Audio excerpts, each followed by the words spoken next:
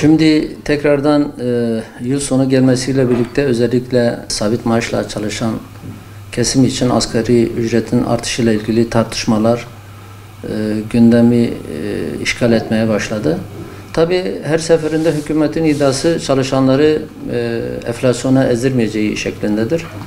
Umarız ki böyle olur. Ancak her sene olduğu gibi ücret artışlarıyla birlikte fiyat artışlarının da oluyor olması ve bu artışların da kısa bir sürede eriyor olması herhangi bir anlam ifade etmiyor bence. Çünkü asgari ücretin artışıyla birlikte bütün temel ihtiyaçlardan başlamak üzere her şeyde bir fiyat artışı oluyor. Dolayısıyla bu artıştan dolayı çalışanların elde ettiği ücret kısa bir sürede erimiş oluyor. Burada en önemli olan husus bu asgari ücret artışının sonrası ücretlerdeki bu artışın erimemesini sağlamak. Yani bunu makroekonomik politikalarla bunun önüne geçebilmektir. Aksi takdirde asgari ücret artışı sonrası bütün fiyatların da artmasıyla birlikte hiçbir anlam ifade etmeyecektir.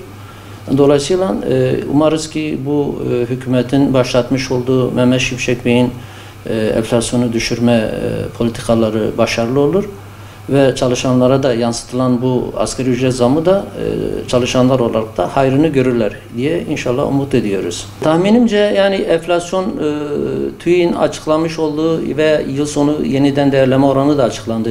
Yanlış hatırlamıyorsam 40 küsürdü.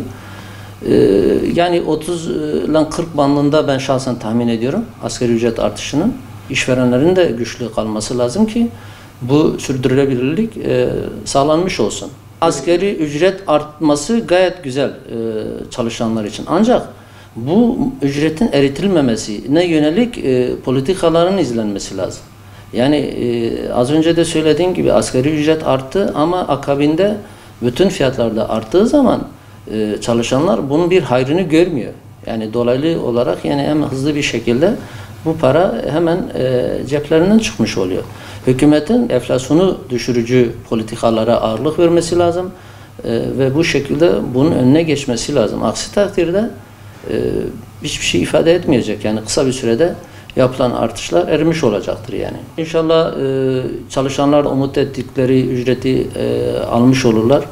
Türkiye bir bütün olarak herkes hem işverenler hem de çalışanlar olarak memnun olacak bir artış oranıyla görüşmeler sonuçlanır ve herkese hayırlı olur.